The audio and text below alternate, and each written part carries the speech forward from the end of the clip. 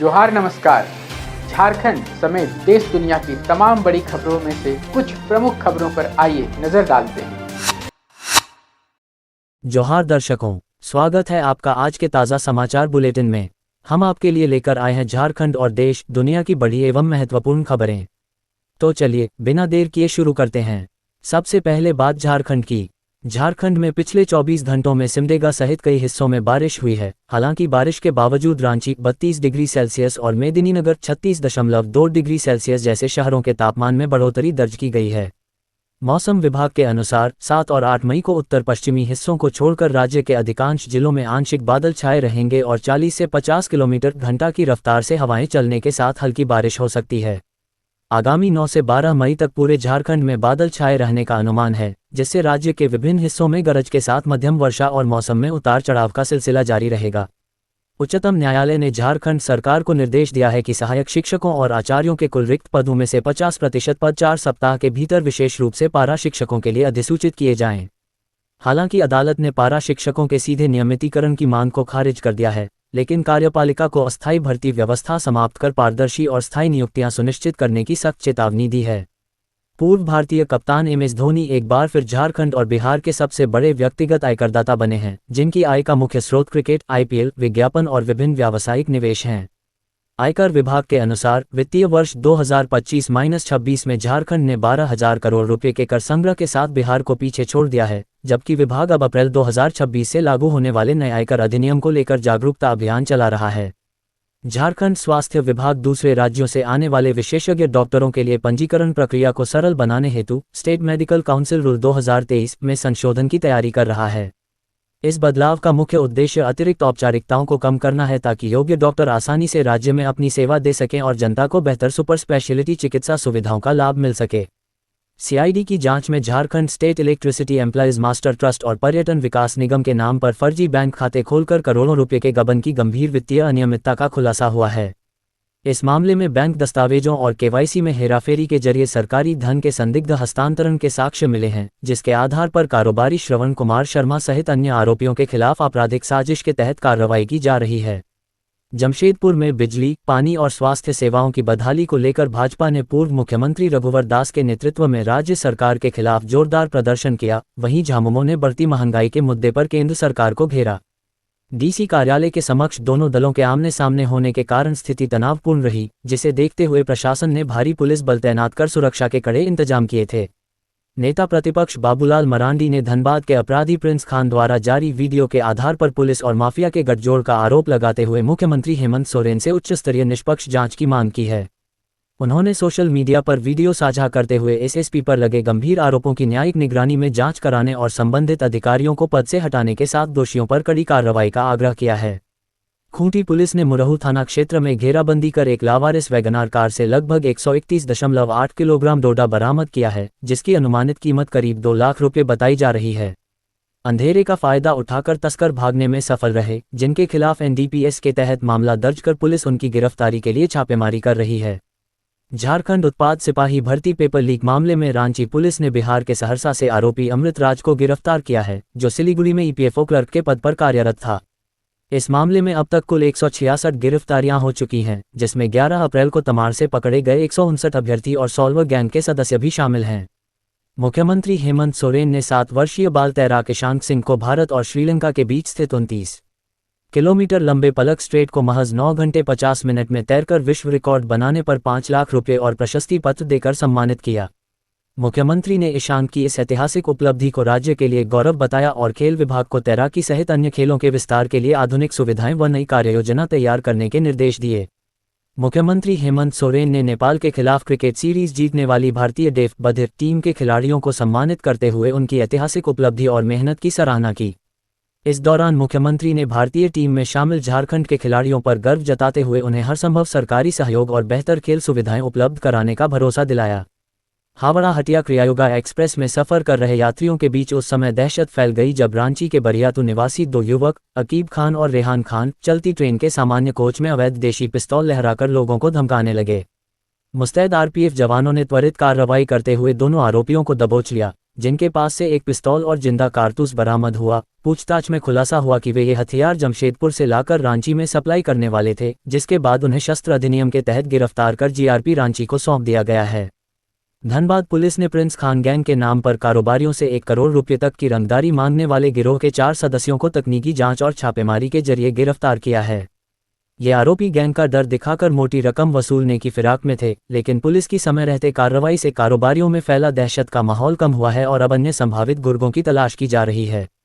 जामताड़ा के कोर्ट मोड़ पर भगवान बिरसा मुंडा की प्रतिमा को क्षतिग्रस्त किए जाने के बाद स्थानीय आदिवासी समाज में भारी आक्रोश है और उन्होंने प्रशासन को दोषियों की गिरफ्तारी के लिए 48 घंटे का अल्टीमेटम दिया है।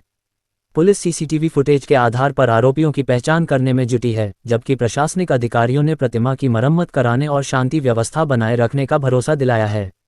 झारखंड और बिहार पुलिस की संयुक्त टीम ने साहिबगंज के रांगा थाना क्षेत्र में छापेमारी कर एक अवैध मिनी गन फैक्ट्री का भंडाफोड़ किया है, जहां से भारी मात्रा में हथियार बनाने वाली मशीनें और अर्धनिर्मित हथियार बरामद किए गए हैं।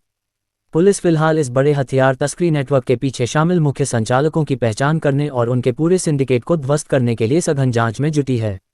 हजारीबाग पुलिस ने एसपी अमन कुमार के निर्देश पर विशेष अभियान चलाते हुए विभिन्न इलाकों से अड्डेबाजी करने वाले 51 मनचले युवकों को हिरासत में लिया, जिन्हें बाद में चेतावनी और पीआर बॉन्ड पर छोड़ दिया गया।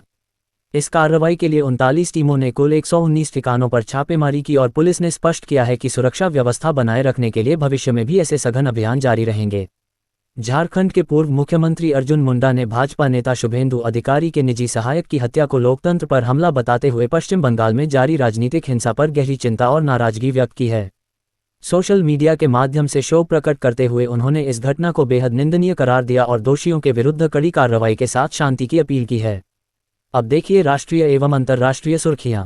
अमेरिकी राष्ट्रपति डोनाल्ड ट्रंप ने ईरान को चेतावनी दी है कि यदि वह निर्धारित शर्तों को मानकर होर्मुज जलदमरुमध्य स्ट्रेट ऑफ होर्मुज को खोल देता है तो अमेरिका अपना सैन्य अभियान ऑपरेशन एपिक फ्यूरी रोक देगा, अन्यथा पहले से कहीं अधिक तीव्र बमबारी की जाएगी।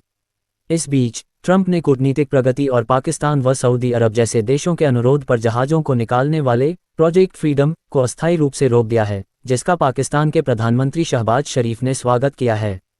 चीन ने भ्रष्टाचार और रिश्वतखोरी के गंभीर आरोपों में अपने 2 पूर्व रक्षा मंत्रियों वेई फेंगहे और ली शानफू को मौत की सजा सुनाई है, जिन्हें राष्ट्रपति शी चिनपिंग के भ्रष्टाचार विरोधी अभियान के तहत पहले ही कम्युनिस्ट पार्टी से निष्कासित किया जा चुका था। ये दोनों अधिकारी पीपल्स लिबरेशन आर्मी की महत्वपूर्ण रॉकेट फोर्स का नेतृत्व कर चुके थे और इनकी सजा चिनपिंग की जीरो टॉलरेंस नीति के तहत सैन्य नेतृत्व में की जा रही बड़ी कार्रवाई का हिस्सा है। बिहार की सम्राट चौधरी सरकार के गठन के 3 सप्ताह बाद हुए भव्य कैबिनेट विस्तार के तहत 32 मंत्रियों ने शपथ ली, जिसमें मुख्यमंत्री ने स्वयं गृह और सामान्य प्रशासन जैसे 6 महत्वपूर्ण विभाग अपने पास रखे हैं, जबकि डिप्टी सीएम विजेंद्र प्रसाद यादव को वित्त और विजय कुमार चौधरी को जल संसाधन विभाग की जिम्मेदारी दी गई है। इस नई कैबिनेट में राजनीतिक रूप से सबसे चर्चित फैसला नीतीश कुमार के पुत्र निशांत कुमार को पहली बार सीधे स्वास्थ्य मंत्री बनाना और पारंपरिक रूप से जदयू के पास रहने वाले शिक्षा विभाग को पहली बार भाजपा दिनेश चंद्र दिवाकर के सुपुर्द करना रहा। सत्ता संतुलन के लिहाज से भाजपा को 15 और जदयू को 13 पदों के साथ प्रमुखता दी गई है, जबकि शेष 4 पद सहयोगी दलों लोजपा, रामविलास, हम और रालोमो के बीच बांटे गए हैं, जो आगामी राजनीतिक दिशा और गठबंधन की नई प्राथमिकताओं को स्पष्ट रूप से रेखांकित करता है। पश्चिम बंगाल के राज्यपाल रवि नारायण ने संवैधानिक शक्तियों का प्रयोग करते हुए विधानसभा भंग कर दी है और ममता बनर्जी समेत पूरे मंत्रिमंडल को बर्खास्त कर दिया है, जिसके साथ ही राज्य की 17वीं विधानसभा का कार्यकाल समाप्त हो गया है। चुनाव परिणामों पर नाराजगी जाहिर करते हुए निवर्तमान मुख्यमंत्री ममता बनर्जी ने स्वेच्छा से इस्तीफा देने में अनिच्छा जताई थी, जिसके बाद राज्यपाल ने अगले 2 दिनों के लिए राज्य का कार्यभार अपने हाथों में ले लिया है। अब शनिवार को ब्रिगेड मैदान में प्रधानमंत्री और गृहमंत्री की उपस्थिति में नई सरकार का भव्य शपथ ग्रहण समारोह आयोजित किया जाएगा, जहां सुरक्षा की कमान एसपीजी और केंद्रीय बलों के पास होगी। पश्चिम बंगाल के बसीरहाट में भाजपा कार्यकर्ता रोहित रॉय को पार्टी का झंडा फहराने के दौरान हुए हिंसक विवाद में गोली मार दी गई, जिससे इलाके में भारी तनाव व्याप्त है। इससे पूर्व शुभेंदु अधिकारी के करीबी चंद्रनाथ रथ की निर्मम हत्या ने राज्य की कानून व्यवस्था पर गंभीर सवाल खड़े कर दिए हैं, जिससे तृणमूल और भाजपा के बीच राजनीतिक टकराव और अधिक बढ़ गया है। सपा अध्यक्ष अखिलेश यादव ने कोलकाता में ममता बनर्जी से मुलाकात कर बंगाल चुनाव परिणामों में धांधली का आरोप लगाया और कहा कि भाजपा ने उत्तर प्रदेश की तरह यहां भी वोट चोरी कर लोकतांत्रिक व्यवस्था को प्रभावित किया है।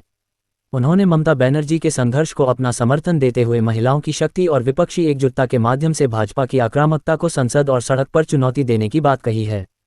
दिल्ली में इस साल अप्रैल तक डेंगू के 107 मामले दर्ज किए गए हैं, जिनमें अकेले अप्रैल महीने के 52 मामले पिछले 5 वर्षों में सबसे अधिक हैं, जबकि मलेरिया के भी 29 मामले सामने आए हैं। बढ़ते संक्रमण को देखते हुए एमसीडी ने 12 लाख से अधिक घरों का निरीक्षण कर हजारों नोटिस जारी किए हैं और मच्छरों के नियंत्रण के लिए फॉगंग व लार्वाभक्षी मछलियां छोड़ने जैसे एहतियाती कदम उठाए हैं। राष्ट्रीय जांच एजेंसी निया ने बिहार, उत्तर प्रदेश और हरियाणा में सक्रिय अंतर्राज्यीय गोला बारूद तस्करी सिंडिकेट के 9वें आरोपी परवेज आलम के खिलाफ पटना की विशेष अदालत में चार्जशीट दाखिल की है। 2025 में बिहार पुलिस से शुरू हुई इस जांच में अब तक 11 आरोपी गिरफ्तार किए जा चुके हैं, जिसमें तस्करी के 3 स्तरीय नेटवर्क का खुलासा हुआ है जो विभिन्न राज्यों में अवैध हथियारों की आपूर्ति करता था। रेलवे भर्ती बोर्ड आरआरबी ने एनटीपीसी ग्रेजुएट लेवल परीक्षा 2026 का फाइनल रिजल्ट आधिकारिक वेबसाइट पर जारी कर दिया है, जिसमें स्टेशन मास्टर और मालगाड़ी प्रबंधक जैसे विभिन्न पदों के लिए जोन वाइज चयनित उम्मीदवारों की सूची उपलब्ध है। सितंबर 2024 में शुरू हुई इस भर्ती प्रक्रिया के सफल अभ्यर्थियों को अब अगले चरण के लिए डॉक्यूमेंट वेरिफिकेशन और मेडिकल टेस्ट की तैयारी करनी होगी। ये थी आज की बड़ी खबरें। अगर आप ऐसे ही अपडेट्स पाना चाहते हैं तो हमारे YouTube चैनल को सब्सक्राइब करें, Facebook पेज को लाइक करें और इस वीडियो को लाइक एवं शेयर जरूर करें। फिर मिलेंगे अगले बुलेटिन में, तब तक के लिए जोहार और नमस्ते।